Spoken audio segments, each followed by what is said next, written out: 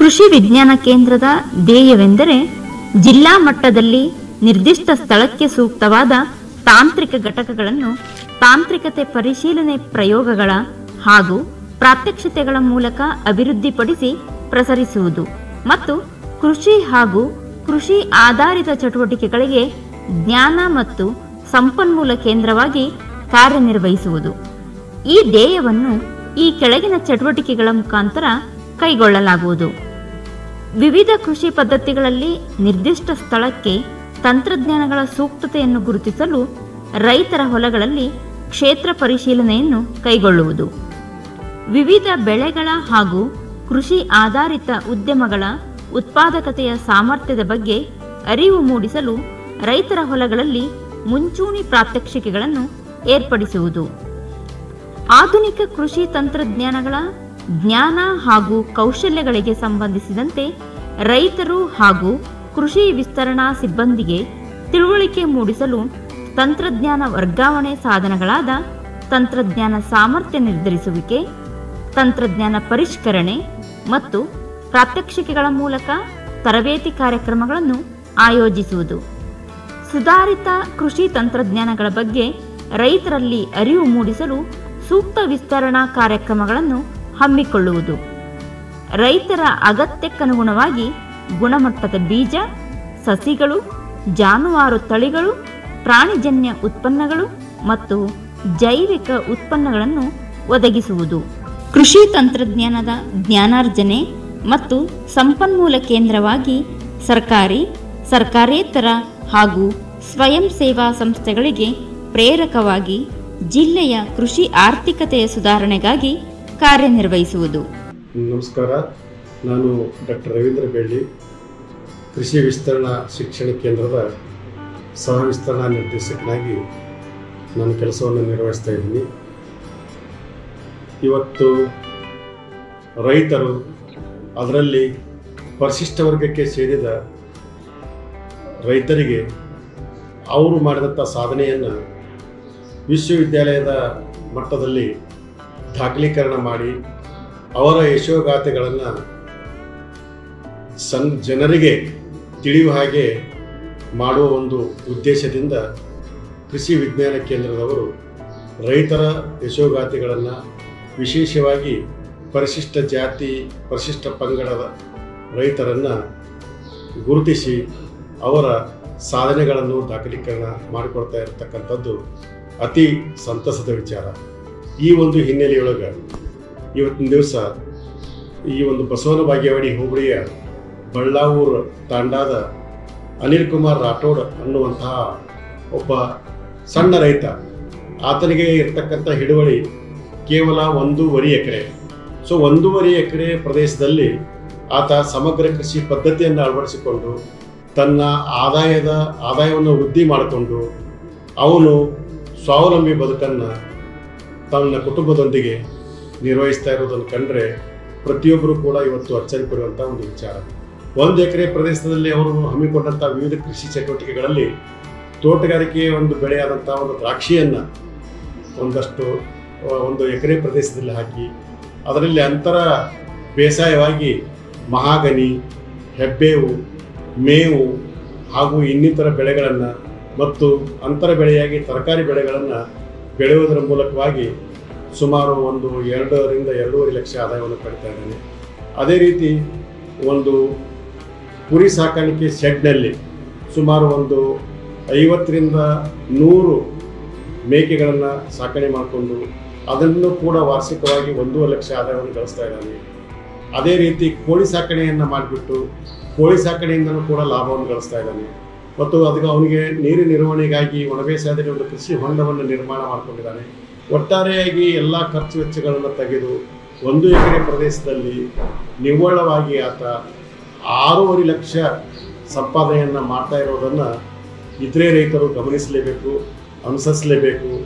ಆ ಒಂದು ಹಿನ್ನೆಲೆಯೊಳಗೆ ಇವತ್ತು ಆ ರೈತನ ಯಶೋಗಾಥೆಯನ್ನು ನಮ್ಮ ಕೃಷಿ ವಿಜ್ಞಾನ ಕೇಂದ್ರದವರು ದಾಖಲೀಕರಿಸಿಕೊಂಡು ಅದನ್ನು ಇತರೆ ರೈತರಿಗೂ ಕೂಡ ಮಾದರಿಯಾಗಿ ಇಟ್ಕೊಂಡು ಈ ರೀತಿಯಾಗಿ ಒಬ್ಬ ರೈತ ಕಡಿಮೆ ಜಮೀನನ್ನು ಹೊಂದಿದ್ದರೂ ಕೂಡ ಆತ ಕೃಷಿಯಲ್ಲಿ ಪ್ರಯತ್ನ ಪಟ್ಟರೆ ನಿಶ್ಚಿತವಾಗಿಯೂ ಕೂಡ ಆ ಕೃಷಿಯನ್ನು ಲಾಭದಾಯಕವಾಗಿ ಮಾಡಿಕೊಳ್ಳಬಹುದು. ಅದಕ್ಕಾಗಿ ರೈತ ಬಾಂಧವರು ಕೇವಲ ಒಂದು ಬೆಳೆಯನ್ನು, ಒಂದು ಪದ್ಧತಿಯನ್ನು ಅವಲಂಬಿಸದೇ ಸಮಗ್ರ ಬೇಸಾಯ ಪದ್ಧತಿಯನ್ನು ಅಳವಡಿಸಿಕೊಂಡು ಅನಿಲ್ ಕುಮಾರ್ ರಾಠೋಡ್ರವರ ಹಾಗೆ ಅವರು ಕೂಡ ಒಬ್ಬ ಯಶಸ್ವಿ ರೈತರಾಗಿ ಹೊರಹೊಮ್ಮಬೇಕೆಂಬುದು ನಮ್ಮ ಮತ್ತು ನಮ್ಮ ಕೃಷಿ ವಿಜ್ಞಾನ ಕೇಂದ್ರದವರ ಆಶಯವಾಗಿದೆ. ಧನ್ಯವಾದಗಳು. ಎಲ್ಲರಿಗೆ ನಮಸ್ಕಾರ. ಈ ಸಮಗ್ರ ಕೃಷಿ ಪದ್ಧತಿ ಅಳವಡಿಸಿಕೊಳ್ಳುವಲ್ಲಿ ಈ ನಮ್ಮ ರಾಠೋಡ್ ಕುಟುಂಬವು ಒಂದು ವಿನೂತನವನ್ನು ಪ್ರಯೋಗವನ್ನೇ ಮಾಡ್ತಾ ಇದ್ದು, ಸುಮಾರು ನಮ್ಮ ಜಿಲ್ಲೆಯಲ್ಲಿ ಈ ಹೊಸದಾಗಿ ಈ ಕೃಷಿ ಅರಣ್ಯದಲ್ಲಿ ಬಹಳಷ್ಟು ಸಾಧನೆಯನ್ನು ಮಾಡಿದ್ದಾರೆ. ಇವರು ತೋಟಗಾರಿಕೆ ಬೆಳೆಗಳನ್ನು ಬೆಳೀತಾ ಇದ್ದಾರೆ, ಬೇಸಾಯದ ಬೆಳೆಗಳು ಇದೆ. ಅದರ ಜೊತೆಗೆ ಈ ಕೃಷಿ ಅರಣ್ಯದಿಂದ ಸಾಕಷ್ಟು ಲಾಭ ಮುಂಬರುವ ವರ್ಷಗಳಲ್ಲಿ ಮಾಡಿ ಬರುವ ಹಾಗೆ ನಮ್ಮ ರಾಠೋಡ್ ಕುಟುಂಬ ಒಂದು ದೊಡ್ಡ ಸಾಧನೆಯನ್ನು ಮಾಡಿದೆ. ಇವರ ಸಾಧನೆ ಶ್ಲಾಘನೀಯ ಮತ್ತು ಇವರಿಗೆ ಮುಂಬರುವ ವರ್ಷಗಳಲ್ಲಿ ಸುಮಾರು 1.5 ಕೋಟಿಯಷ್ಟು ಆದಾಯ ಬರುವ ಹಾಗೆ ಏನು ರೂಪ ಮಾಡಿದ್ದಾರೆ, ಇದನ್ನು ನಾವೆಲ್ಲ ಈಗ ದಾಖಲೀಕರಣ ಮಾಡಿದ್ದೇವೆ. ಇದನ್ನು ನಮ್ಮ KVK ವೆಬ್ಸೈಟ್ನಲ್ಲಿ ಮತ್ತು ನಮ್ಮ ಯೂನಿವರ್ಸಿಟಿ ವೆಬ್ಸೈಟ್ನಲ್ಲಿ ಸಹ ನಾವು ಅಪ್ಲೋಡ್ ಮಾಡ್ತಾ ಇದ್ದೇವೆ. ದಯವಿಟ್ಟು ಎಲ್ಲರೂ ಇದನ್ನು ವೀಕ್ಷಿಸಿ ಇದನ್ನು ಅಳವಡಿಸ್ಕೋಬೇಕಂತ ನಾನು ಕೇಳ್ಕೊಳ್ತೀನಿ. ಸರ್, ಪ್ರಾರಂಭದಲ್ಲಿ ನನಗೆಲ್ಲ ಇದಕ್ಕೆ ಅಪೋಸ್ ಮಾಡಿದವ್ರೆ, ಮನೆಯಲ್ಲೇ ಹಿಡ್ಕೊಂಡು ಹೊರಗಿನವರು ಕೂಡ. ಅಷ್ಟೇ ಈ ಪಕ್ಕದಲ್ಲಿ ಹೊಲದಾಗ ಇರ್ತಕ್ಕಂಥ ನಮ್ಮ ಮಾವರು ಅವರೇ ಹೇಳ್ತಿದ್ರು, ಆಯ್ತಪ್ಪ ಸಿಗಿನ ಗಿಡ ದೊಡ್ಡವಾದ್ರೆ ನಾವು ಇರಲ್ಲ, ನಾವೇ ಹೋಗ್ಬಿಡ್ತೀವಿ, ಕಳ್ಳರ ಕಾಟ ಹಾಗೆಲ್ಲ ಹೇಳ್ತಿದ್ರು. ಇವತ್ತೆಲ್ಲ ಅವ್ರು ಇದನ್ನು ನೋಡಿಕೊಂಡು ಅವರೇ ಹೇಳ್ತಾರೆ ಭಾಳ ಚೆನ್ನಾಗಿ ಆಗಿರ್ತೇಳಿ. ಆಮೇಲೆ ಈಗ ನನ್ನ ಧರ್ಮಪತ್ನಿ ಸುನೀತಾ, ಆಮೇಲೆ ನಮ್ಮ ಹಳೆಯ ಸಮಾಧಾನ ಅಂತೇಳಿ, ಇವ್ರು ಯಾವತ್ತೂ ನನಗೆ ಈಗ ಇತ್ತಿತ್ತಲಾಗಿ ಭಾಳ ಸಪೋರ್ಟ್ ಮಾಡ್ತಾ ಇದ್ದಾರೆ. ಇದು ನೋಡಿ ಭಾಳ ಖುಷಿ ಒಳಗಿದ್ದಾರೆ, ಸಂತೋಷ ಪಟ್ಟಿದ್ದಾರೆ. ಅವರೆಲ್ಲ ಇದಕ್ಕೆ ನನಗೆ ನಾ ಇರಲ್ಲ ಟೈಮ್ನಾಗ ಅವರೇ ಮೇಂಟೈನ್ ಮಾಡ್ಕೊಂಡು ಹೋಗ್ತಾರೆ ಸರ್. ನಾನು ಭೂಮಿ ಮೇಲೆ ಭಾಳಷ್ಟು ನನಗೆ ಪ್ರೀತಿ ಇದೆ. ಭೂಮಿ ಅಂದರೆ ನನಗೆ ಭಾಳ ಇಷ್ಟ. ನಾನು ರಾತ್ರಿ ಹಗಲು ಅನ್ನೋದೇ ಇದರಲ್ಲಿ ದುಡಿಯುವಂಥ ಮನುಷ್ಯ. ಭೂಮಿ ಇರ್ಲಿಕ್ಕಂದ್ರೆ ನನಗೆ ನಡೀದಿಲ್ಲ. ಸೊ ಆ ಒಂದು ಉದ್ದೇಶದಿಂದ ನಿಮಗೆ ಈಗ ಒಂದು ಭೂಮಿ ನಾನು ತೊಗೊಂಡ್ಮೇಲೆ, ನಾನು ಇನ್ನೂ ಬೋರ್ ಹಾಕಿದ್ದಿಲ್ಲ, ಏನಿದ್ದಿಲ್ಲ, ಆವಾಗಲೇ ನಾನು ಟ್ರೈನ್ ಚುಡಿಸಿದ್ದೆ ಸರ್. ಎಲ್ಲರೂ ಅಂದರು ನೀರಾದ್ಮೇಲೆ ಎಲ್ಲ ಮಾಡ್ತಾರಪ್ಪ, ನೀವು ಮುಂಚೆನೇ ಮಾಡಾಕತ್ತಿಲ್ಲ ಅಂತೇಳಿ. ಇಲ್ಲ, ಇದನ್ನ ಮಾಡಿನೇ ಅಂದ್ರೆ ನೀರು ಆಗ್ತದೆ ಅಂತೇಳಿ ಆಮೇಲೆ ಟ್ರೈನ್ ಚೋಡಿಸಿ ಅದಕ್ಕೆ ಎಲ್ಲ ರೆಡಿ ಮಾಡ್ಕೊಂಡೆ. ಆಮೇಲೆ ಬೋರ್ ಹಾಕಿದೆ, ನೀರು ಹಾಕ್ತು. ಆಮೇಲೆ ಈ ಗಿಡ ಗಂಟೆ ವಿಚಾರನ ಮಾಡಿದೆ ಸರ್. ನಮಸ್ಕಾರ ಸರ್, ನಾನು ಅನಿಲ್ ಕುಮಾರ್ ಜಿಮ್ಡು ರಾಠೋಡ್, ಬಸವನಬಾಗೇಡು ತಾಲೂಕಿನ ಈ ಬಳ್ಳಾವರ ಗ್ರಾಮದಲ್ಲಿ ನಾವು 1.5 ಎಕರೆ ಒಂದು ಜಮೀನಲ್ಲಿ 50 ಅರಣ್ಯ ಆಧಾರಿತ ತೋಟಗಾರಿಕೆ ಒಂದು ಸಮಗ್ರ ಒಂದು ಬೇಸಾಯ ಕ್ರಮವನ್ನು 1.5 ಎಕರೆಯಲ್ಲೇ ಮಾಡಿದ್ದೇನೆ ಸರ್ ನಾನು. ಇದು ಒಂದು ಉತ್ತಮ ನಿರ್ದೇಶನ ಕೃಷಿಗೆ ಅಂತ ಹೇಳ್ಬೋದು. ಎಲ್ಲರೂ ಕೂಡ ಮಾಡ್ಬೋದು. ಯಾಕೆ ಭಾಳಷ್ಟು ಜನ ಹೆಚ್ಚಿಗೆ ಭೂಮಿ ಇದ್ದರೂ ಕೂಡ ಮನಸ್ಸು ಮಾಡಲ್ಲ. ಯಾಕೆ ಮಾಡಲ್ಲ ಅಂತಂದ್ರೆ, ಇದು ಗಿಡ ಬೆಳೆಸಿವಿ, ಯಾವಾಗ ಬರುತ್ತೆ ರೇಟು ಏನು ಅಂಥೇಳಿ ಒಂದು ಅವರಲ್ಲಿ ಒಂದು ಇದ್ರ ಬಗ್ಗೆ ಅಷ್ಟು ನಾಲೆಜ್ ಇರೋದಿಲ್ಲ. ಅದಕ್ಕೆ ಉತ್ತಮ ಒಂದು ನಾಲೆಜನ್ನು ಪಡ್ಕೊಂಡು ಗಿಡ ಮರವನ್ನು ಬೆಳೆಸೋದ್ರಿಂದ ಈ ಗಿಡ ನೋಡಿ ನಮ್ಮದು ಏನಾಗ್ತದೆ, ಇಷ್ಟು ಎತ್ತರ ಬೆಳೆದದಲ್ಲ, ಅದು ಇಷ್ಟು ನೆಳೆ ಬೀಳ್ತದೆ, ಭೂಮಿ ಬೆಳೆಯಲ್ಲ ಅಂಥೇಳಿ ಒಂದು ಜನರಲ್ಲಿ ಒಂದು ತಪ್ಪು ಕಲ್ಪನೆ ಇರ್ತದೆ. ಅದಕ್ಕೆ ನಾವು ಏನು ಮಾಡಬೇಕು, ಇಷ್ಟೆಲ್ಲ ಎತ್ತರ ಗಿಡ ಬೆಳೆದಂದ್ರೆ ಅದು ಅಷ್ಟು ಅದ್ರ ಹಣನೇ ಇದೆ ಸರ್ ಅದರಲ್ಲಿ.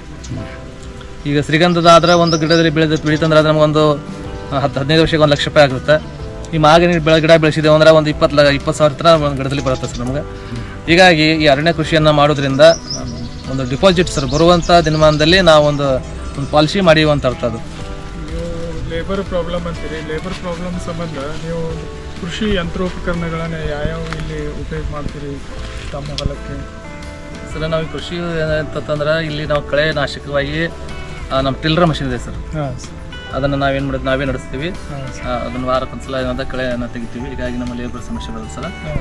ಆಮೇಲೆ ಈಗ ನಾವು ಈ ಒಂದು ಅರಣ್ಯ ಕೃಷಿ ಮಾಡಿದ ಉದ್ದೇಶನೇ ಅದೇ, ಬರೋ ದಿನಮಾನದಲ್ಲಿ ನಮ್ಗೆ ಲೇಬರ್ ಸಮಸ್ಯೆ ಆಗಬಾರ್ದು. ಲೇಬರ್ ನಮಗೆಲ್ಲಂದು ನಾವು ಮಾಡ್ಕೊಳ್ಳೋ ಒಂದ್ಸಲ ನಾವು ಗಿಡವನ್ನು ಹಚ್ಚಿಬಿಟ್ರೆ ಒಂದು 10-15 ವರ್ಷ ನಾವು ನಿಶ್ಚಿಂತವಾಗಿರ್ತೀವಿ. ನಾವು ಏನೂ ಖರ್ಚಿನ ಇರೋದು ಸರ್. ಏನೋ ದ್ರಾಕ್ಷಿ ಅದ, ನಮ್ಗೆ ಇದರ ಇಳುವರಿ ಕಡಿಮೆ ಆಯಿತು, ಇದು ರೇಟ್ ಕಡಿಮೆ ಆದರೂ ಕೂಡ ಅದರ ರೇಟ್ ನಾವು ಹೆಚ್ಚಾಕೋತ ಹೋಗ್ತಾರೆ. ಶ್ರೀಗಂಧದ ಆಯಿತು, ಆಮೇಲೆ ಮಹಾಗನಿ ಗಿಡದ್ದು. ಆಮೇಲೆ ಈಗ ಅದನ್ನು ಹೇಳ್ದಂಗೆ ಇನ್ನೂ 4 ವರ್ಷಕ್ಕೆ ಅದು ಆಗುವ ಕಾಯಿಗೂ ಬೆಲೆ ಒಂದು ವರ್ಷಕ್ಕೆ ಒಂದು 50,000 ರೂಪಾಯಿ ಆದಾಯ ಬರ್ತದೆ ಸರ್. ಆಮೇಲೆ ಅದು ಕಾರ್ಬನ್ ಕ್ರೆಡಿಟ್ ಅಂತೇಳಿ ಅದೊಂದು 50,000 ಬರುತ್ತೆ. ಒಂದು 1.5 ಎಕರೆಯಲ್ಲಿ 1 ಲಕ್ಷ ರೂಪಾಯಿ ನಮ್ಗೆ ಈ ರೀತಿ ಆದಾಯ ಬರುತ್ತೆ. ನಮ್ಮ ಇದರಲ್ಲಿ ಒಂದು 50,000 ರೂಪಾಯಿ ನಮ್ಮ ದ್ರಾಕ್ಷಿ ಕಡಿಮೆ ಆದಾಯ ಬಂದರೂ ಏನು ಚಿಂತೆ ಅಲ್ಲ. ಈಗ 1.5 ಎಕರೆಯಲ್ಲಿ ಒಂದು ವರ್ಷಕ್ಕೆ ನಾವು ಮಿನಿಮಮ್ ಒಂದು ಎವರೇಜ್ ಆಗಿ ನೋಡಿದಾಗ ಒಂದು 3 ಲಕ್ಷ ಈ ದ್ರಾಕ್ಷಿಯಿಂದ ಬರುತ್ತೆ ಸರ್. ಇದು ಮಿನಿಮಮ್ ಸರ್. ಹೆಂಗೆ ನಾವು ಚೆನ್ನಾಗಿ ಬೆಳೆದೀವಿ ಅಂತಂದ್ರೆ ಇದು ನಾವು 5-6 ಲಕ್ಷ ತನಕ ಆಗ್ತದೆ ಸರ್. ಅಂದ್ರೆ ಒಂದು 4 ಟನ್ ಮಾಲ್ ತೆಗೆದೀವಿ, 150 ನಮ್ಗೆ ರೇಟ್ ಸಿಕ್ತು ಅಂದ್ರು 6 ಲಕ್ಷ ಆಗತ್ತೆ. ಖರ್ಚು ತೆಗೆದು ಒಂದು 4 ಲಕ್ಷ ಹೋಗ್ತದೆ. ಆಮೇಲೆ ಈಗ ನಮಗೇನು ಕಡಿಮೆ ಏನೋ ಇವತ್ತು ಸ್ವಲ್ಪ ಏನೋ ವಾತಾವರಣದ ವೈಪರೀತ್ಯಕ್ಕೆ ತುತ್ತಾಗಿ ಏನೋ ತೊಂದರೆ ಆಗಿ ನಮಗೆ ಕಾಯಿ ಕಡಿಮೆ ಇದ್ರೂ ಕೂಡ ಕನಿಷ್ಠ ಒಂದು 3 ಲಕ್ಷ ರೂಪಾಯಿ ಪ್ರತಿ ವರ್ಷ 3, 3.5, 4 ಲಕ್ಷ ತನಕ ನಾವು ದ್ರಾಕ್ಷಿಯಿಂದ ಬರ್ತಾ ಇದ್ದೀವಿ. ಈಗ ಇದೆ ಸರ್, ಈಗ ನಮ್ಮ ರೈತರಲ್ಲಿ ಅಥವಾ ಈ ಕೃಷಿ ಒಂದು ಕ್ಷೇತ್ರದಲ್ಲಿ ಒಂದು ಚಾಲೆಂಜ್ ಏನಂತಂದ್ರೆ ಕೃಷಿ ಕಾರ್ಮಿಕರದ್ದು ಲೇಬರ್ ಟೈಮ್ನಾಗ ಸಿಗಲ್ಲ. ಸಿಕ್ಕರು ಅವ್ರಿಗೆ ಹೆಚ್ಚಿಗೆ ನಾವು ಕೂಲಿ ಕೊಡಬೇಕಾಗುತ್ತೆ.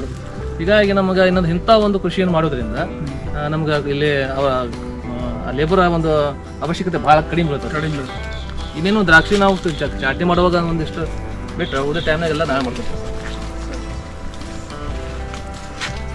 ಅದು ಹಸಿಕಾಯಿ ನಾವು ಕೊಟ್ಟುಬಿಟ್ಟು ಒಂದು ಲೇಬರು ಬೇಕಾಗುತ್ತೆ, ಅವರೇ ಕಟ್ ಮಾಡ್ಕೊಂಡು ಹೋಗುತ್ತೆ. ಇದು ಮಿನಿ ಟ್ರ್ಯಾಕ್ಟರ್ ಇದೆ ಸರ್, ಅದನ್ನ ನಾವು ಸ್ಪ್ರೇ ಮಾಡಲಿಕ್ಕೆ ಯೂಸ್ ಮಾಡ್ತೀವಿ. ಜೊತೆಗೆ ಅದೇ ಟಿಲ್ಲರ್ ಮಷಿನ್ ಇದೆ ಸರ್, ಅದನ್ನ ಕಳೆನಾಶಕ ಅದಕ್ಕೆ ಏನು ಮಾಡ್ತೀವಿ ಅಂದ್ರೆ ಅದು ರೂಟೌಟ್ ಇದೆ ಅದರಲ್ಲಿ. ಅದು ಆಮೇಲೆ ಅದು ಹರಗುದು ಇದೆ, ಅದು ಮಡಿಕೆ 4-5 ಐಟಮ್ಸ್ ಇದೆ, ಅದು ತೋರಿಸ್ತೇನೆ ಸರ್.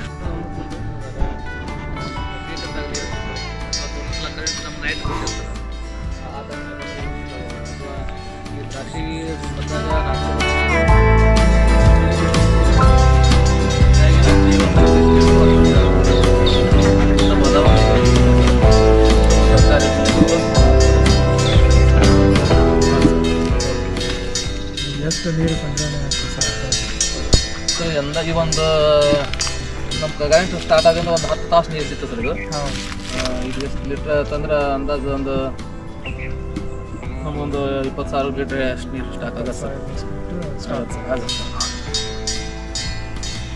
ಆಮೇಲೆ ಇದರ ಬೇಕು ನಾವು ಬರೋ ದಿನಮಾನದಲ್ಲಿ ಇದರಲ್ಲಿ ಮೀನು ಸಾಕಣೆ ಕೂಡ ಒಂದು ಸಣ್ಣ ಪ್ರಮಾಣದಲ್ಲಿ ಮಾಡ್ಕೊಳ್ಳುವಂಥ ಉದ್ದೇಶ ಇದೆ ಸರ್. ಎಷ್ಟೇ ಮೇವು ಇದ್ರೂ ಕೂಡ ಒಂದೊಂದ್ಸಲ ನಾವು ಒಣ ಮೇವು ಕೂಡ ಹಾಕ್ಬೇಕಾಗುತ್ತೆ ಸರ್.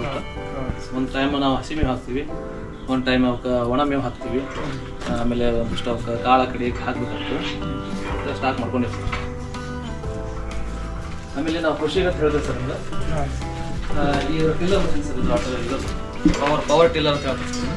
ಇದರಿಂದ ನಾವು ರೂಟೌಟರ್ ಕೂಡ ಮಾಡಕ್ಕೆ ಸರ್. ಆಮೇಲೆ ಇದು ಹರಿಗೂ ಒಂದು ಕುಂಟೆ ಸರ್ ಇಲ್ಲಿ. ಆಮೇಲೆ ಇದು ನೇಗಿಲಿ ಇದೆ ಸರ್, ಮಡಿಕೆ ಅದ. ಒಂದೊಂದು ಇಕ್ವಿಪ್ಮೆಂಟ್ ತೋರಿಸ್ಬಿಟ್ರಿ, ಅದರ ಹೆಸರು ಅಷ್ಟೇ. ಇದು ಪವರ್ ಟಿಲ್ಲರ್ ಸರ್.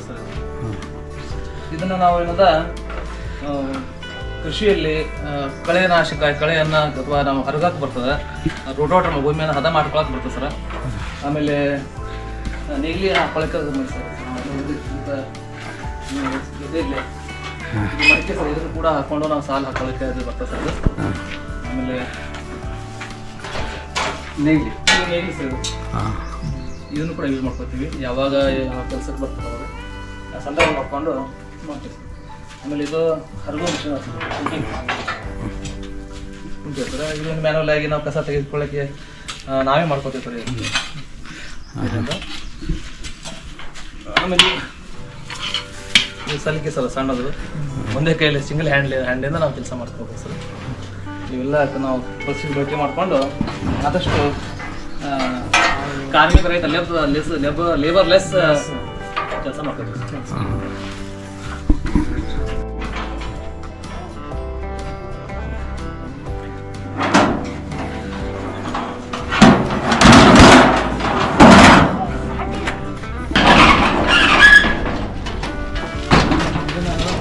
ಸ್ಟಾಕ್ ಮಾಡ್ತೇವೆ. ಹಿಂಗೊಂದು 30 ಫೂಟ್ ಅದ, ಹಿಂಗೊಂದು 16 ಫೂಟ್ ಸರ್. ಇದು ಸ್ಟಾಕ್ ಮಾಡ್ಕೊಂಡು ಒಂದು ವರ್ಷಕ್ಕೆ ನಮ್ಮ ಒಂದು 100 ಆಕಳ ಹಿಡ್ಕೊಂಡು ಕುರಿ ಮರಿ ಏನೆಲ್ಲ 100 ಬೇಕಂದ್ರೆ ನಾವು ಒಂದು ವರ್ಷ ಮೇಯಿಸ್ಬೋದು ಸರ್. ಜೊತೆಗೆ ನಾವು ಹಸಿ ಮೇವು ಕೂಡ ಹಾಕೊಂಡಿರ್ತೀವಿ. ಆಮೇಲೆ ಇದು ಯಾವ ಸಂದರ್ಭದಾಗ ನೀವು ಕಲೆಕ್ಟ್ ಮಾಡ್ತೀರಿ, ಏನೇನು ಕಲೆಕ್ಟ್ ಮಾಡ್ತೀರಿ, ಇದ್ರ ಜೊತೆ ಯಾವ್ಯಾವ ಮೇವು ಮಿಕ್ಸ್ ಮಾಡ್ತೀರಿ ಸರ್? ಇದನ್ನ ಏನದಲ್ಲ, ಈಗ ತೊಗರಿ ರಾಶಿ ಬರೋ ಸಂದರ್ಭದಲ್ಲಿ ಅವಾಗೇ ಸಿಗುತ್ತೆ, ತೊಗರಿ ಹೊಟ್ಟು ಸಿಗತ್ತೆ ನಮ್ಗೆ ಸಿಗೋದು. ಆಮೇಲೆ ಕಡಲೆ ಹೊಟ್ಟು ಸಿಗತ್ತೆ ಸರ್, ಈಗ ಇನ್ನೊಂದು 6 ಅದು ಸಿಗುತ್ತೆ ನಮ್ಗೆ ಕಡಲೆ ಹೊಟ್ಟು. ಇದು ಆಮೇಲೆ ಶೇಂಗಾ ಹಿಟ್ಟು ಸಿಗೋದು ನಮ್ಗೆ ರೇರ್. ಆದ್ರೆ ಇದಷ್ಟು ಮಿಕ್ಸ್ ಮಾಡ್ಕೊಂಡು ಜೊತೆಗೆ ಹಸಿ ಮೇವು ಕೂಡ ಒಂದು ಹಾಕ್ತೀವಿ ಸರ್ ನಾವು. ಆಮೇಲೆ ಯಾವ ಪ್ರಮಾಣದಲ್ಲಿ ನೀವು ಹಾಕ್ತೀರಿ? ಇದು ಡ್ರೈ ಇರ್ತೈತಿ ಹಸಿ ಮೇವು, ಏನು ಎರಡು ಮಿಕ್ಸ್ ಮಾಡಿ ಹಾಕ್ತಿರೋ ಅಥವಾ ಅದು ಒಂದು ಟೈಮ್ ಇದೊಂದು ಟೈಮ್ ಅದೊಂದು ಟೈಮ್ ಹಾಕ್ತೀವಿ ಸರ್. ಅವು ಎಷ್ಟು ತಿಂತಾವ ನೋಡ್ಕೊಂಡು ಹಾಕ್ತೀವಿ ಸರ್ ನಾವು.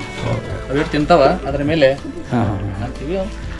ಇದು ನಮ್ಮದು ಪಕ್ಕ ಪೂರಾ ಒಂದೇ ರೀತಿ ಒಂದು ಒಳಗಡೆನೆ ಅಂತಲ್ಲ, ಒಂದ್ಸಲ ನಾವು ಹೊರಗೂ ಕೂಡ ಬಿಡ್ತೀವಿ ಸರ್. ಅವ್ರು ಮೇಯಿಸಿ ಬಿಡ್ತೀವಿ, ಅದಕ್ಕೆ ಎಷ್ಟು ಬೇಕು ಆ ಸಮಯ ನೋಡ್ಕೊಂಡು ಹಾಕ್ತೀವಿ.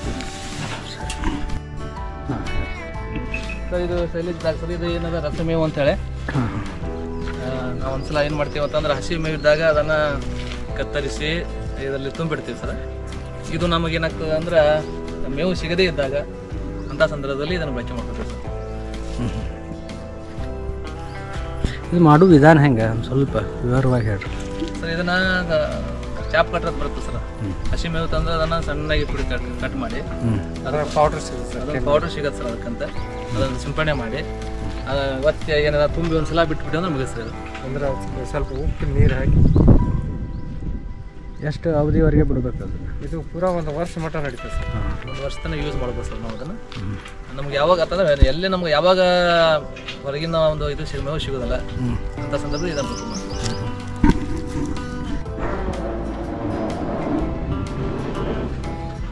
ಇದು ನಮ್ಮ ಆಕಳು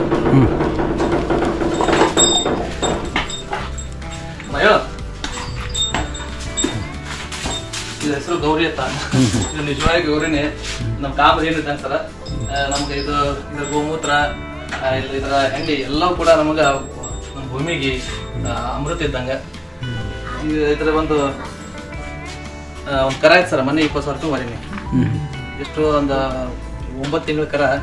ಮತ್ತೆ ಈಗ 5 ತಿಂಗಳ ಬಟ್ಟೆ ಗಬ್ಬಿದೆ ಸರ್. ದಿನಕ್ಕೆ ಬೆಳಗ್ಗೆ 3 ಲೀಟರ್ ಸಾಯಂಕಾಲ 2 ಲೀಟರ್ ಹಾಲು ಇರ್ತದೆ. ನಮ್ಮ ಮನೆಗೆ ಹಾಲು ಆಗ್ತದೆ. ಆಮೇಲೆ ಇದರ ಗೋಮೂತ್ರ ಇಲ್ಲಿ ಹರಿದು ಬರ್ತದೆ ಸರ್. ಈಗ ಇಲ್ಲಿ ಬಂದು ಇಲ್ಲಿ ಸ್ಟಾಕ್ ಮಾಡ್ಕೊತೀನಿ ಸರ್. ಓಕೆ ಹಿಂಗೆ ಬರುತ್ತೆ ಸರ್. ಅದು ಇಲ್ಲಿ ಸ್ಟಾಕ್ ಮಾಡ್ಕೊಂಡಿರ್ತೀವಿ ಸರ್.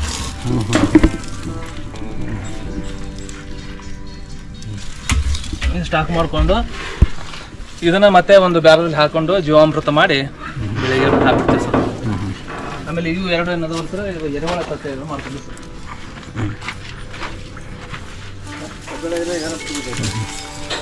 ಎರೆಹುಳ ತೋಟ ಸರ್. ಈ ಗೊಬ್ಬರ ಕೂಡ ನಮ್ಮ ಭೂಮಿಗೆ ಯಾವಾಗ ಬೇಕು ಆ ಸಂದರ್ಭ ತಗೊಂಡು ಬೆಳೆಗೆ ಹಾಕ್ತಿರ್ತೀವಿ. ಇದ್ರ ಮೇಲೆ ಏನು ಇದ್ರ ಮ್ಯಾಲೆ ಕುರಿದ ಸರ್.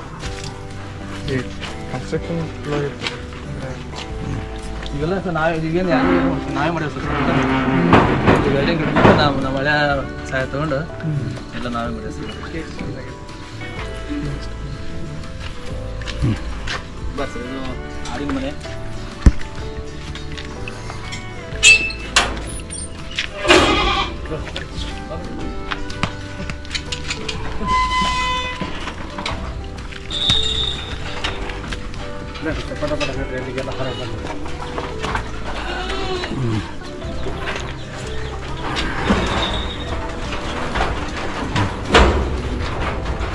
ಅಂದಾಜು ಯಾವ ತಳಿ ಆಡುಗಳನ್ನು ಸಾಕ್ತಾರೆ? ಸರ್ ಇವು ಲೋಕಲ್ ಇದಾವೆ ಸರ್. ನಮ್ಮ ಸ್ಥಳೀಯವಾಗಿ ಏನದಾವ ಸರ್ ಅದೇ ನಮ್ಮ ತಳಿಗಳು ಚೆನ್ನಾಗಿದೆ ಸರ್.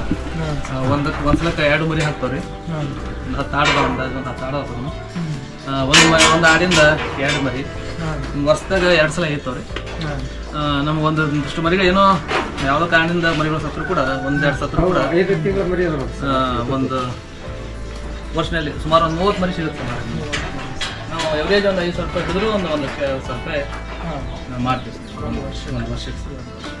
ಆಮೇಲೆ ನಾವು ಹೊರಗಿಂದ ಕೂಡ ಕುರಿ ಮರಿ ಗಂಡು ಟಗರು ಮರಿ ಅಂತ ಸಾಕ್ತೀವಿ. ಅವು ನಾವು ಒಂದು 6 ತಿಂಗಳು ಒಂದ್ಸಲ ತೆಗಿತೀವಿ ಸರ್. ಇದಕ್ಕೆ ಇದ್ರಾಗ ಒಂದು 50 ಇಡ್ತಾರೆ. ಆಡಿದ್ರಿಂದ ಇಲ್ಲ ಕೆಲಸ ಕೆಳಗಡೆ ಎಲ್ಲ ಹಾಕ್ತೀವಿ. ಅವು ನಮ್ಗೆ ನಮ್ಮ ಕ್ಯಾಪಾಸಿಟಿ ತಕ್ಕಂತ ನಾವು ನೋಡ್ಕೊಂಡು ತರ್ತೀವಿ ಸರ್. ಒಮ್ಮೆ 25 ತರ್ತೀವಿ. ಒಂದು 6 ತಿಂಗಳು ಬಿಟ್ಟು ಮಾರಿ ಮತ್ತು ಒಂದು 50 ತರ್ತೀವಿ. 3 ದಾಟಿಲ್ಲ ಸರ್. 3 ಒಳಗೆ ಮಾಡೀವಿ. 25 ಹಿಡ್ಕೊಂಡು ಒಂದು 30 ಮಾಡೀವಿ ಸರ್. ಉತ್ತಮ ಲಾಭ ಸರ್ ಮಾಡ್ಕೊಂಡು ರೈತರಿಗೆ.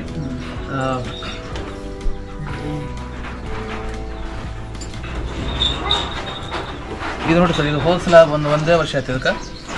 ಅದರಷ್ಟೇ ಮರಿ ಇತ್ತು ತಂದಾಗ. ಈಗ ಅದು ಇನ್ನೊಂದು ಮರಿ ಹಾಕಿದೆ. 2 ಕಟ್ಟಾವ ಸರ್. 5 ತಿಂಗಳು ಮರಿ ಸರ್. ಈಗ ಮುಂದಿನ ವರ್ಷದಲ್ಲಿ 4 ಆಗ್ತಾವೆ ಸರ್. ಅದು ಹೋತ್ ಮರಿ ಅಷ್ಟು ಮಾರಿ ಹೆಣ್ಣು ಮರಿ ಅಷ್ಟು ಇಟ್ಕೊಂಡಿರ್ತೀವಿ ಸರ್. ಈ ಕಡೆ ಮೇವು ಸಂಗ್ರಹಣೆ ಮೇವು ಸಂಗ್ರಹಣೆ ಮಾಡ್ಕೊಂಡು ಇಲ್ಲಿ ಹಾಕೊಳ್ಳಿಕ್ಕೆ ಸರ್. ಅಂದ್ರೆ ನಮ್ಮ ಲೇಬರ್ ಸಮಸ್ಯೆ ಏನೂ ಇಲ್ಲ ಸರ್. ಇದ್ರಾಗ ನಮ್ಗೆ ಕಸ ಬಿಡುವಂಥ ಸಮಸ್ಯೆ ಇಲ್ಲ. ಇಲ್ಲಿ ಏನು ಬೀಳುವಂಥ ಹಿಕ್ಕಿಗಳು ಒಂದು 6 ತಿಂಗಳು ಕೆಳಗೆ ಬಿದ್ದರೂ ಏನು ತೊಂದರೆ ಇಲ್ಲ. ನಾವು ಒಂದು ದಿವಸ ಕಸಬಾರಿ ಹಚ್ಚಲ್ಲ ಸರ್. ನಾವು ಕೆಳಗಡೆ ಬಿದ್ದು ಬಿಡ್ತಾವ. ಆಮೇಲೆ ಕೆಳಗೆ ಬಿದ್ದಿದ್ದು ಕೆಳಗೆ ಕೊಳೆದಾವೆ ಸರ್. ಹಿಕ್ಕಿ ನಿಂತಿರ್ತಾವೆ, ಬಟ್ ನಾವು ಹಾಕುವಂಥ ಕಾಳುಗಳು ಕೂಡ ಏನು ಬೀಳ್ತಾವೆ ಸರ್, ಅಥವಾ ಹಿಕ್ಕಿ ಒಳಗೆ ಕಾಳುಗಳು ಅಂಶ ಇದ್ದು ಕೂಡ ಅದನ್ನು ಹೊಡ್ತಿರ್ತಾವೆ ಸರ್ ಕೋಳಿ, ಅದನ್ನು ಕೂಡ ನಮ್ಮಲ್ಲಿ ಅದ ಸರ್.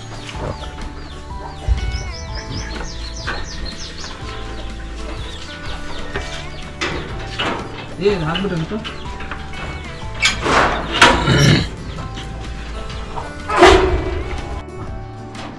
ಈ ಮೇಲೆ ತಾವು ನೋಡಿದಂಗೆ ಮೇಲೆ ಆಡೋದವ ಸರ್, ಆ ಆಡೋ ಕುರಿ ಮೇಲ್ಗಡೆ ಇರ್ತವೆ, ಅದು ಹಿಕ್ಕಿ ಕೆಳಗೆ ಬರ್ತದೆ. ಇಲ್ಲಿ ಕೆಳಗಡೆ ಏನಾದ ನಮಗೆ ಕೋಳಿ ಇದಾವೆ ಸರ್, ಜವಾರಿ ಕೋಳಿ ನಾವು ಸಾಕಿರ್ತೀವಿ, ಜೊತೆಗೆ ಅವು ಕಕ್ಕೇರಿ ಅಂತೇಳಿ ಆ ತಳಿ ಇದಾವೆ ಸರ್ ಇದೆ. ಆಮೇಲೆ ಜವಾರಿ ಮತ್ತು ಕಕ್ಕೇರಿ ಇವು ಎರಡೇ ತಳಿ ನಾವು ಸಾಕಿದ್ದು. ನಮ್ಮ ಮನೆಗೆ ಬೇಕಾದಷ್ಟು ತತ್ತಿನ ಸಿಗತ್ತೆ ಸರ್. ಆಮೇಲೆ ಹೆಚ್ಚಿಗೆ ಇದು ಮಾರ್ತೀವಿ ಸರ್ ನಾವು. ಜವಾರಿ ತತ್ತಿ ಅನ್ನೋದ್ರಿಂದ 8-10 ರೂಪಾಯಿ ಒಂದು ತಗೋತಾರೆ ಸರ್. ಆಮೇಲೆ ಈ ಗುಂಡಿನೂ ಕೂಡ ಮಾರ್ತೀವಿ.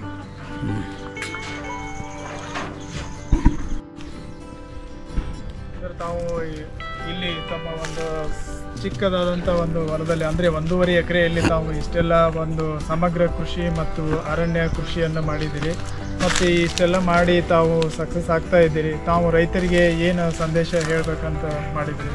ಪ್ರಶ್ನೆ ಭಾಳ ಉತ್ತಮವಾಗಿದ್ವು. ಯಾಕಂದರೆ ನಾವು ಇವತ್ತಿನ ದಿನಮಾನದಲ್ಲಿ ನಾವು ನಮಗಾಗಿ ಬದುಕುವಂಥ ಒಂದು ವಾತಾವರಣ ನೋಡ್ತಾ ಇದ್ದೀವಿ ಸರ್. ಇವತ್ತಿನ ದಿನಮಾನದಲ್ಲಿ ನಾವು ಪ್ರತಿಯೊಬ್ಬರು ನಾವೇನು ವಿಚಾರ ಮಾಡ್ತೀವಿ ಅಂದ್ರೆ ನಮ್ಮದು ಸ್ವಾರ್ಥಕ್ಕಾಗಿ ವಿಚಾರ ಮಾಡ್ತಕ್ಕಂಥದ್ದನ್ನು ನಾವು ನೋಡ್ತಾ ಇದ್ದೀವಿ. ಆದರೆ ರೈತರಲ್ಲಿ ಒಂದು ನನ್ನ ವಿನಂತಿ ಏನು ಅಂತಂದರೆ, ಅವರಲ್ಲಿ ನನ್ನ ಒಂದು ವಿಚಾರ ಏನು ಹೇಳಬೇಕಂದ್ರೆ, ಈಗ ನನ್ನಂಗೆ ಕಡಿಮೆ ಜಮೀನು ಇದ್ದು ಹೇಗೆ ನಮ್ಮ ಉತ್ತಮ ಬದುಕನ್ನು ಕಟ್ಕೋಬೋದು ಅಲ್ಲಿಗೆ ನಾನು ಒಂದು ಪ್ರಯತ್ನ ಮಾಡ್ತಾ ಇದ್ದೇನೆ. ಈಗ ಈ ಹೊಲ ತಂದಲ್ಲಿ ಅದೊಂದು ಪ್ರಯೋಗಶಾಲೆ, ಅದು ಪ್ರತಿಯೊಂದು ಕ್ಷಣ ನಾವು ಲಾಭನೇ ಆಗ್ಬೇಕಂತ ಹೇಳೋದಿಲ್ಲ. ಕೆಲವೊಂದು ಸಲ ನಾವು ಲುಕ್ಸಾನ್ ಕೂಡ ಆಗ್ತಿರ್ತದೆ, ನಷ್ಟ ಕೂಡ ಆಗ್ತಿರ್ತದೆ. ಅದಾಗ ಕೂಡ ಅದರಲ್ಲೇ ನಾವು ಮುಂದಿನ ದಿನಮಾನದಲ್ಲಿ ಭವಿಷ್ಯವನ್ನು ನಾವು ಕಟ್ಕೋಬೇಕಾಗಿರ್ತದೆ. ಸೊ ಈಗ ಪ್ರತಿಯೊಬ್ಬ ರೈತ, ಕಡಿಮೆ ಭೂಮಿಯನ್ನು ಹೊಂದಿರುವಂಥ ರೈತ ಕೂಡ ಇವತ್ತು ತಮ್ಮ ಒಂದು ಭವಿಷ್ಯವನ್ನು ಉತ್ತಮವಾಗಿ ಕಟ್ಕೊಳ್ಳಿಕ್ಕೆ ನಾನು ಮಾಡಿರುವಂಥ ಒಂದು ಚಿಕ್ಕ ಪ್ರಯತ್ನ ಸರ್ ಇದು. ಅದು ಏನಂತಂದ್ರೆ, ನನ್ನಲ್ಲಿ ಒಂದು 10 ಆಡವ ಸರ್. ಒಂದು 10 ಆಡಿನಲ್ಲಿ ಒಂದು ವರ್ಷಕ್ಕೆ ನನಗೆ 1.5 ಲಕ್ಷ ರೂಪಾಯಿ ಆದಾಯ ಬರುತ್ತೆ ಸರ್. ಕಡಿಮೆ ಇದು, ನಾನು ಹೆಚ್ಚಿಗೆ ಹೇಳೋದಲ್ಲ, ಕಡಿಮೆ ಅಂದ್ರೆ ಒಂದು ನಮ್ಗೆ 1 ಲಕ್ಷ ರೂಪಾಯಿ ಆದಾಯ ಆಡ್ಲಿಂದ ಬರ್ತದೆ. ಕೋಳಿ ಸಾಕಣೆಯಿಂದ ನನಗೆ ಒಂದು 50,000 ರೂಪಾಯಿ ಬರ್ತದೆ ಸರ್. ಆಮೇಲೆ ನನ್ನ ದ್ರಾಕ್ಷಿಯಿಂದ ಒಂದು 3 ಲಕ್ಷ ಬರುತ್ತೆ ಸರ್, ಒಂದು 5 ಲಕ್ಷ ರೂಪಾಯಿ ಸರ್. ಇಷ್ಟು 1.5 ಎಕರೆ ಭೂಮಿಯಲ್ಲಿ ಇದು ನನ್ನ ಒಂದು ವರ್ಷದ ಆದಾಯ. ಅಂದರೆ ನನ್ನ ತಿಂಗಳಿಗೆ 50,000 ರೂಪಾಯಿ ನನಗೆ ಪಗಾರ ಬಿದ್ದಂಗೆ ಸರ್. ಹಾಗೆ ಮುಂದಿನ ಭವಿಷ್ಯಕ್ಕೆ ನನಗೆ ಈ ಮಹಾಗನಿ ಗಿಡದಿಂದ 1.5 ಕೋಟಿ ಬರುತ್ತೆ ಅಂತ ಒಂದು ನಿರೀಕ್ಷೆ ಸರ್. ನಾಳೆ ಏನೇ ಆಗಿರ್ಬೋದು, ಅಲ್ಲಿವರೆಗೆ ನನಗೆ ಇದು ಆಮ್ಲಜನಕ ಕೊಡ್ತದೆ ಸರ್, ನನಗೆ ಒಂದು ಆರೋಗ್ಯವನ್ನು ಕೊಡ್ತದೆ, ನೆಮ್ಮದಿಯನ್ನು ಕೊಡ್ತದೆ ಸರ್. ಇಂಥ ಒಂದು ಅರಣ್ಯದಲ್ಲಿ ನಾನು ವಾಸ ಮಾಡ್ತಾ ಇದ್ದೀನಿ, ನಾನು ಒಂದು ಮಲೆನಾಡಲ್ಲಿ ವಾಸ ಮಾಡುವಂಥ ಆ ಒಂದು ರೀತಿಯ ನನ್ನ ಒಂದು ಅನುಭವ ನನಗೆ ಆಗ್ತಾ ಇದೆ ಸರ್. ಆಮೇಲೆ ಶ್ರೀಗಂಧ ಇದು ಇಂಟರ್ನ್ಯಾಷನಲ್ ಮಾರ್ಕೆಟ್ ಅದ ಸರ್. ಇದು ನಮಗೆ 10 ರಿಂದ 15 ವರ್ಷಕ್ಕೆ ಇದು ಕೋಟಿ ಆಗೋದರಲ್ಲಿ ಏನೂ ಅನುಮಾನನೇ ಇಲ್ಲ. ಪ್ರತಿಯೊಬ್ಬ ರೈತನು ಕೂಡ ಇದನ್ನು ಮಾಡ್ಬೋದು ಸರ್. ಈಗ ಪ್ರತಿಯೊಬ್ಬ ರೈತ ಏನು ವಿಚಾರ ಮಾಡ್ತಾನೆ, ಇಷ್ಟು ಭೂಮಿಯಲ್ಲಿ ನಾನು ಗಿಡ ಬೆಳೆಸಿಬಿಟ್ನೆ ಅಂದ್ರೆ ನಾನು 10-15 ವರ್ಷ ನಾನು ಏನು ಮಾಡಬೇಕು ಅಂತ ಹೇಳ್ತಾರೆ. ಅಂಥವ್ರಿಗೆ ಈ ಕೃಷಿಯ ಜೊತೆಗೆ ಉಪಕಸಬನ್ನಾಗಿ ಒಂದು 10-15 ಆಡು ಸರ್, ಒಂದು 2 ಆಕಳು ಇರಬೇಕು, ಆಮೇಲೆ ಒಂದು 100 ಕೋಳಿ ಇರ್ಬೇಕು ಸರ್. ಈ ಉಪಕಸಬ ಇರೋದ್ರಿಂದ ಅವನಿಗೆ ದಿನಾಲೂ ಕೂಡ ಇನ್ಕಮ್ ಬರ್ತದೆ, ತಿಂಗಳಿಗೆ ಕೂಡ ಇನ್ಕಮ್ ಬರ್ತದೆ, ವರ್ಷಕ್ಕೆ ಕೂಡ ಆದಾಯ ಬರ್ತದೆ. ಹೀಗಾಗಿ ಯಾವ ರೈತನು ಕೂಡ ಆತ್ಮಹತ್ಯೆ ಮಾಡ್ಕೊಳ್ಳುವಂಥ ಪ್ರಶ್ನೆನೇ ಬರೋದಿಲ್ಲ. ಅದಕ್ಕೆ ರೈತನಿದ್ದವನು ಸ್ವಲ್ಪ ಬುದ್ಧಿವಂತಿಕೆಯಿಂದ ಸ್ವಲ್ಪ ಶ್ರಮವನ್ನು ವಹಿಸಿ ತಾನು ಮಾಡಿದ್ದೇ ಆದರೆ ಇಂಥ ಒಂದು ಕೃಷಿಯನ್ನು ಮಾಡಿದ್ದೇ ಅದರಲ್ಲಿ ಜೀವನದಲ್ಲಿ ಅವನಿಗೂ ಕೂಡ ಗೌರವ ಸಿಗತ್ತೆ, ಅವನು ಕೂಡ ಗೌರವಯುತವಾದ ಜೀವನವನ್ನು ಮಾಡಬಹುದು.